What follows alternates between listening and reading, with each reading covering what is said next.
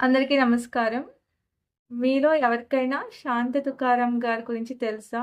దేవుణ్ణి నిజంగా ప్రేమిస్తే మనకు జీవితంలో ఎన్ని కష్టాలు వచ్చినా కూడా భగవంతుడు మనల్ని ఎప్పటికీ విడిచిపెట్టడు. ఒక సాధారణ రైతు కుటుంబంలో పుట్టిన బాలుడు ఆయన భక్తి వల్ల స్వయంగా శ్రీహరి దర్శనం పొందాడు. ఆయన రాసిన అభంగాలు నేటికి భక్తుల హృదయాలను కదిలిస్తున్నాయి. ఆ మహానుభావుడెవరో తెలుసా? అవును, ఆయనే మహారాష్ట్రలో జన్మించిన మహాభక్తుడు శాంత తుకారాం మహారాజ్. ఎంతమందికి తెలుసండి ఈయన గురించి? ఈరోజు మనం ఆయన యొక్క జీవితం, కష్టాలు, భక్తి, శక్తి, చివరగా ఆయన పొందిన దివ్య విమానం కథ పూర్తి వివరంగా తెలుసుకుందాం. సంత తుకారాం గారు 1608 ప్రాంతంలో మహారాష్ట్రలోని దేహు అనే గ్రామంలో జన్మించారు. ఆయన కుటుంబం భగవంతుడైన పాండురంగ భక్తులు. బాల్యం నుంచే తుకారాం చాలా మృదు స్వభావి. అతనికి సంపాదన, ఆస్తి, పేరు ప్రతిష్టల కంటే భగవంతుడి నామస్మరణే ముఖ్యం. ఆయన తండ్రి వ్యాపారి, కానీ చిన్న వయసులోనే ఆయన తల్లిదండ్రులు పరమపదించారు. ఇక్కడి నుంచే ఆయన జీవితంలో పరీక్షలనేవి మొదలయ్యాయి. తుకారాం గారు యువకుడయ్యాక వ్యాపారం చూసుకున్నాడు. కానీ కాలం కలిసి రాలేదు. భారీ కరువు వచ్చింది. ఆయనకున్నటువంటి ఆస్తి పోయింది. సోదరుడు మరణించాడు. మొదటి భార్య, పిల్లలు కూడా ఆకలితో ప్రాణాలు కోల్పోయారు.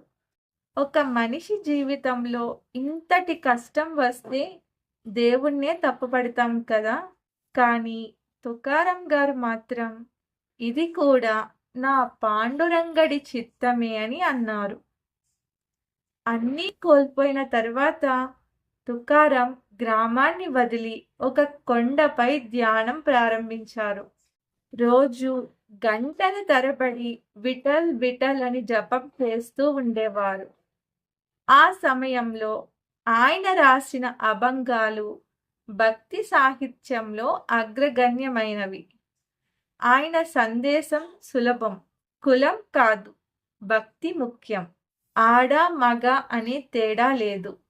నిజమైన ప్రేమతో దేవుణ్ణి పిలిస్తే ఆయన తప్పకుండా వస్తాడు అనేది ఆయన సందేశాలు. ఇది సమాజంలోని కొందరికి నచ్చలేదు.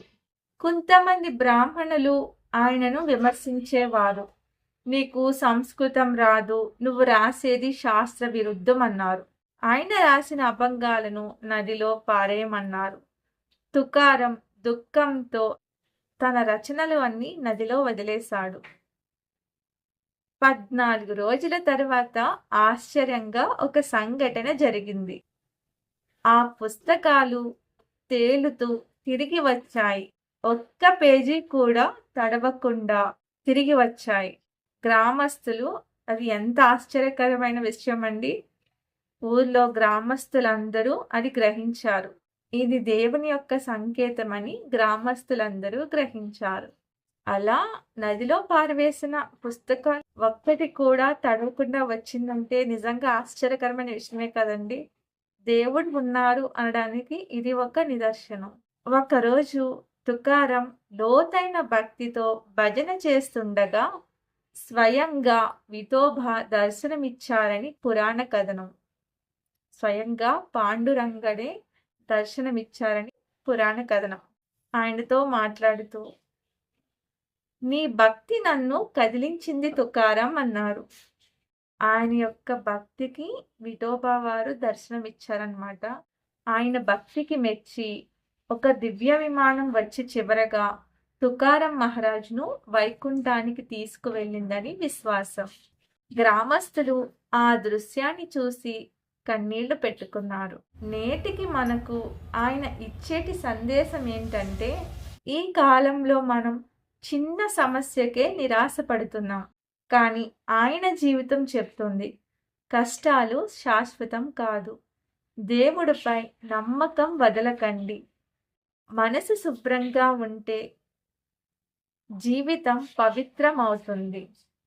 భక్తి అంటే మాటలు కాదు, హృదయం మొత్తం దేవుడికి అర్పించడం. తుకారం మహారాజ్ జీవితం మనకి నేర్పేది ఆస్తి కాదు, ఆత్మశాంతే గొప్పది. ఈ కథ మీకు నచ్చితే లైక్ చేయండి, షేర్ చేయండి. చాలా చిన్న కథ, ఎంతో పెద్ద అర్థం ఉందండి. మనం ఎప్పుడైనా కష్టాలు వచ్చినప్పుడు నిరాశ పడకూడదని ఒక చక్కని సందేశం ఇచ్చారు. చివరిగా ఒక మాట, జీవితంలో ఎంత కష్టాలు వచ్చినా భక్తి మనకు బలం ఇస్తుంది. ఆస్తి పోతుంది, మనుషులు దూరం అవుతారు, కానీ దేవుడిపై విశ్వాసం ఉంటే మనం ఎప్పుడూ ఒంటరిగా ఉండం. సంత్ తుకారాం మహారాజ్ జీవితం మనకు చెబుతుంది, నిజమైన భక్తి ఉంటే భగవంతుడు స్వయంగా మన దగ్గరకు వస్తాడు. మన హృదయం పవిత్రంగా ఉంచుకుందాం. నిత్యం నామస్మరణ చేస్తూ జీవితం ధన్యంగా మార్చుకుందాం.